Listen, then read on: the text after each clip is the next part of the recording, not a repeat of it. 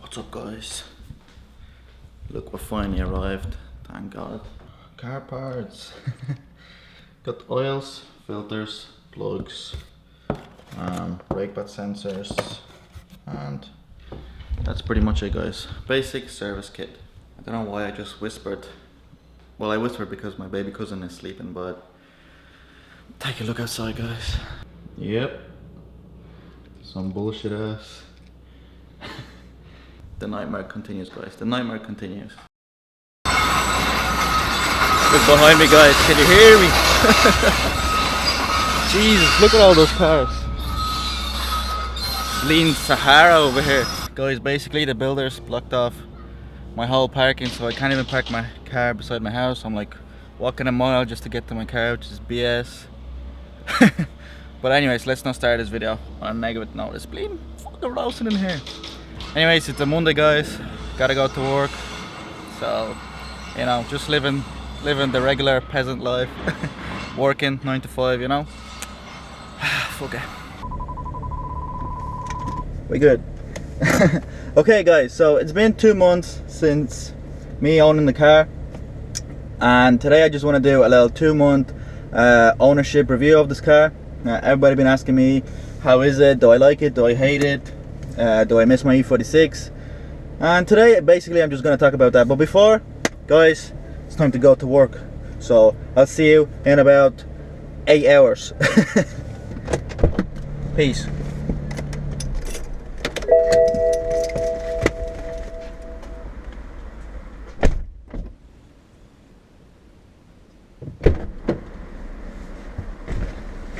And we're back.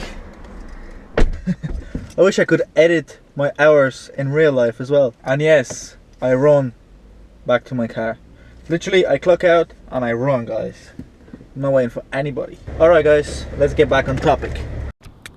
Well, it's finally time. I finally made enough effort, guys, and start making this video. So, the question: do I like my 335i?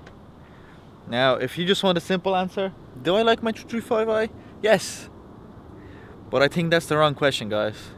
The question should be, do I love my E46? See what happened? Do I love my 335i? And the answer is no, I don't. Not yet, guys, not yet. It's been only 2 months, and just a fun fact, I remember when I first got my E46, I didn't like it for a long time. And then the car just grew on me every day as I owned it. So I don't love the E92 just yet. Now, I've owned this car for 2 months. It's still a very fresh new car to me. So let's get on and let me tell you a few things that I like about the car so far and a few things that I don't like. Now, the number one thing that stands out to me the most, and probably my number one favorite thing about the whole car, is, no, it's not the power.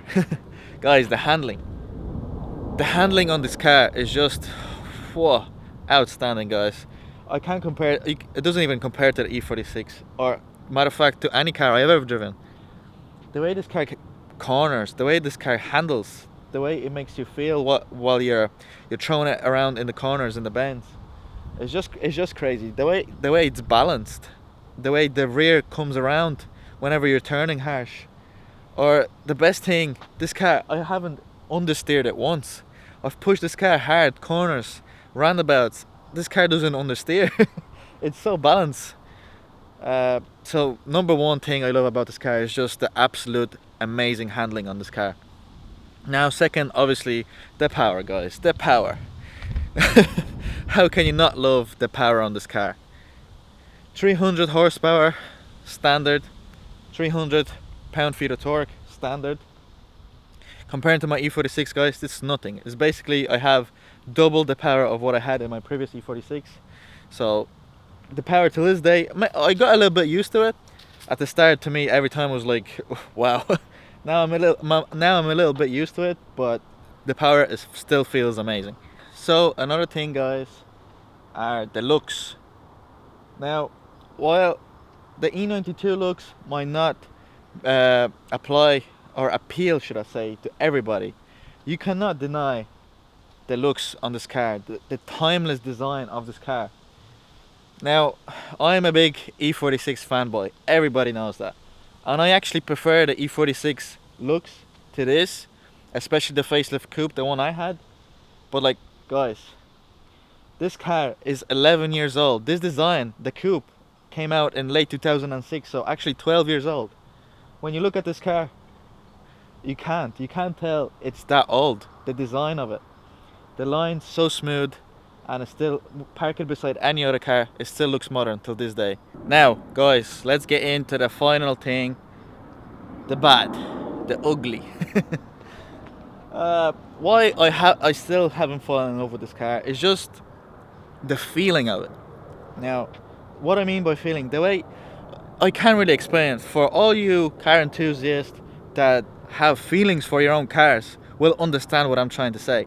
This car, it's nice, it's fast, it handles amazing, but it's just missing that something. I don't know what it is. I still can't put it, my finger on it, if that's even a saying, you know. English is not my first language, guys, excuse me. But anyways, I can't get my finger on it and point out what it actually is. Is it the sound? Is it the looks that I'm not happy with, the wheels and how high it is because it's OEM suspension? And the only thing that comes into my mind, guys, sits right inside. Can you guys see it? That big automatic gearbox. Yes, I know it has sport mode. Yes, I know it has paddle shifter. Yes, I did remap it to Alpina Flash. The shifts are quicker. Yes, this will destroy a manual in a drag race. But the missing factor is the feeling, guys. The feeling from I believe it's the automatic transmission. There's nothing else I can blame it on. Now, I know, call me a fool for getting an automatic. It's an extremely long story.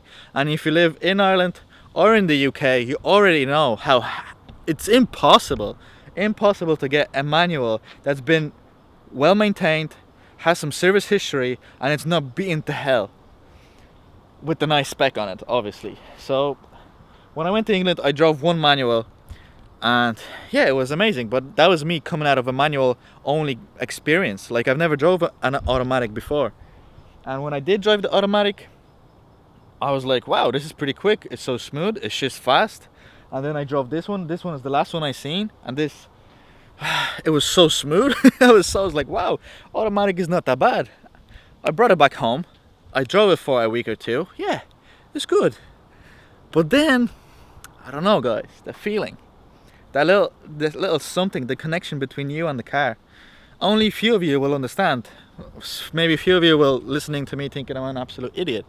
But like, only the few of you guys, the connection between you and the car, each shift you take. I was like, look, I drive to work in traffic all the time. I thought it'd be cool to have an automatic, you know, it's fast, it's smooth, it's comfortable. But I have to say, I made a mistake, guys. Simple as automatic transmission. I can simply say, honest, I will never own an automatic transmission car I will never own an automatic transmission car after this. This is probably the last one. I bought it, I experienced it. I appreciate for what it is. It's for comfort, but for the connection between you and your beast, it's a big no. Now, don't get me wrong, guys. It might sound like I really don't enjoy this car. It's really not the case. I absolutely enjoy the crap out of it every single day. But I'm just talking from a personal experience, because the connection between me and my previous E46, I keep calling it mine, but it's not mine anymore. It's the new owner's. I actually met him. I went to he creates car meets. He's actually a really nice guy.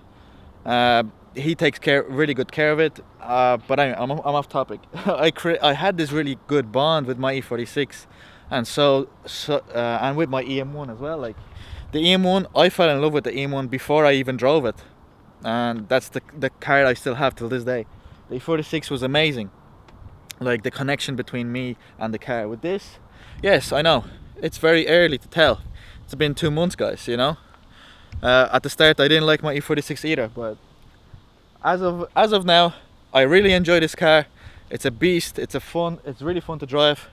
But I'm just not loving it yet, if you guys know what I'm talking about. I'm being a dead horse now. You understand what I'm trying to say. This was my 2 months ownership review, guys.